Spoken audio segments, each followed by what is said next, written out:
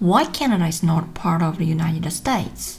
What are the differences between Canada and the United States? Well, simply probably will tell you there are numerous differences. But for somebody who is not native from North America, they might think these two English-speaking countries are very similar in every aspect. They have shared history, both aborigines are Indians, and both were once British colonies. Even Alaska from the United States does not border with the US, but borders with Canada. They're so close and sometimes it makes people curious why Canada is not part of the US.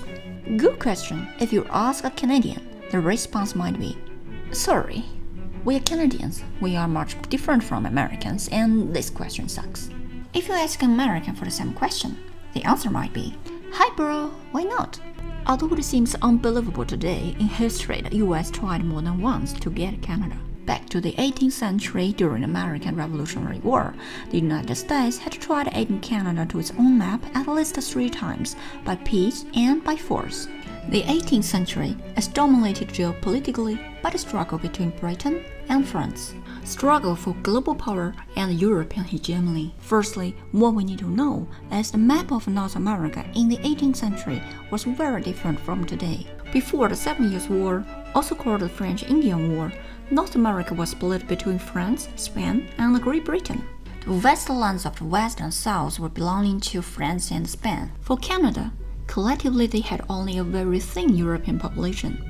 Almost all that European population then was French. After the 7 Years' War, Great Britain secured enormous territory against from France, including the West Indies, Canada, and all French territory east of the Mississippi River. They also got Florida from Spain, opening the Mississippi Valley to westward expansion. Despite being the biggest winner of the 7 Years' War, the British Crown borrowed heavily from British and Dutch bankers to bankroll the war. They were in huge debt. Britain transferred the cost of this war to the colonies in North America, and the disagreement about paying the war's expenses ultimately led to the American Revolution just 13 years later. The 13 colonies came together and associated themselves together, and they said no to Britain. When the United States was in the embryonic stage, they had already begun to think about how to get Canada on the same boat.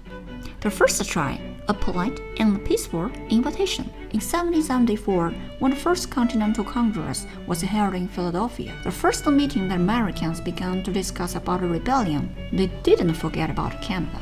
At this meeting, the delegates decided to send invitations to colonies that did not join, including Quebec, St. John's Island, Nova Scotia, Georgia, East Florida, and West Florida. 3 of them were from today's Canada.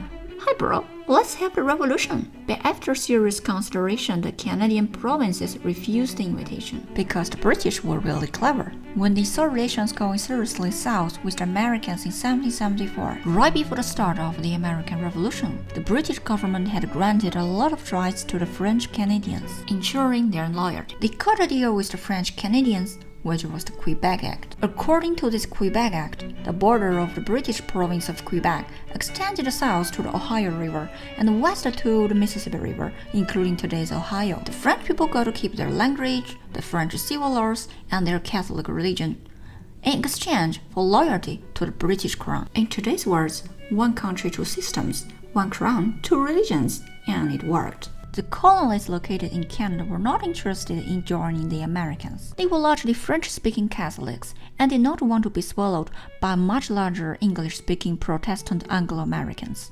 The French Canadians knew they would be treated better under British rule than under American rule.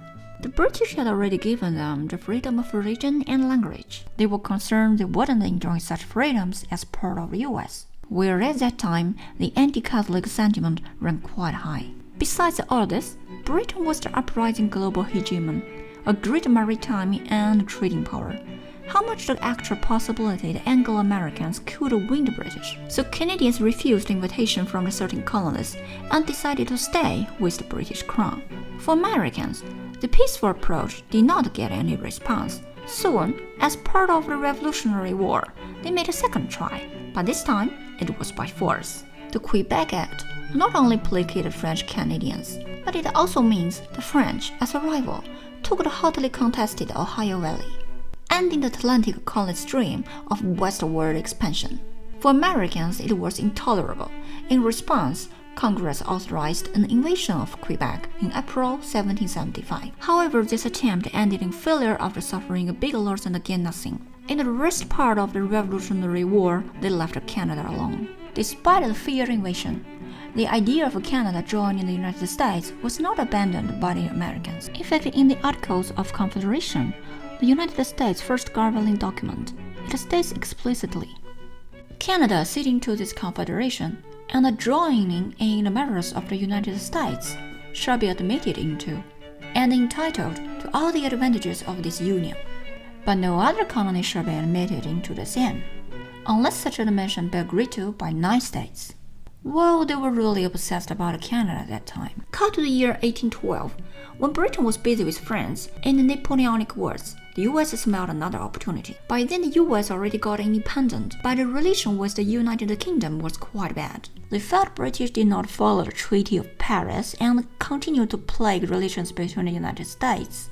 Like the impressment of American sailors and the trade restrictions on American shipping. On June 18, 1812, the US declared war on Britain. This is also known as the Second War of Independence for the US. Canada, then under British rule, became the primary battleground between the young public and the old empire. The invasion to Canada ended in disaster.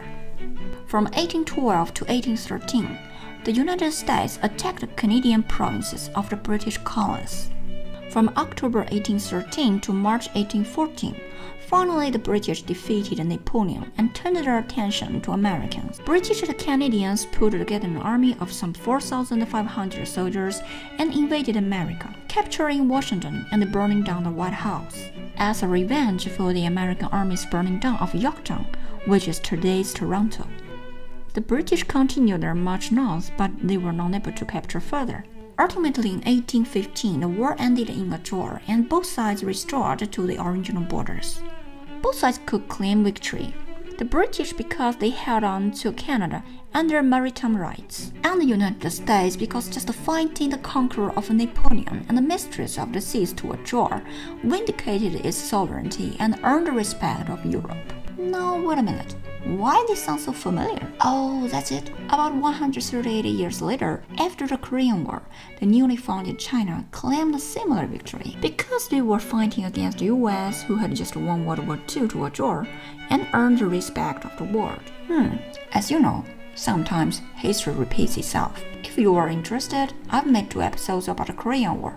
Check it later. For Canadians, the War of 1812 probably was the most important war in history. Although there were no winners or losers, if the victor was the United States, there would be no Canada as an independent country today. For many years since then, defense against American invasion had become Canada's national security strategy. It was not until the Second World War the relation between them fundamentally changed. Before World War II, the US and Britain were struggling for global hegemony, but Britain was terribly weakened by World War II and could no longer compete with the United States. Instead, they had common enemies, first Nazi Germany, then the Soviet Union. The changes in the relationship between the US and Great Britain also affected Canada. 3 of them became allies during World War II, and this relationship continued and got strengthened in the Cold War. Today, the relationship between the United States and Canada is one of the closest and most extensive. They share deeply integrated economies and enjoy the largest bilateral trade. Almost 400,000 people and some $2 billion worth of goods and services cross the world's longest undefended border every day. In 2013, there's a book published talking about why the US should merge with Canada for strategic and security reasons and become the world's biggest political, geographical, and economic superpower. The book is named Merger of the Century, written by an American-Canadian professor journalist. Just don't know how popular this book is in Canada. Well, here is what we get today. Till next time, and thank you for watching.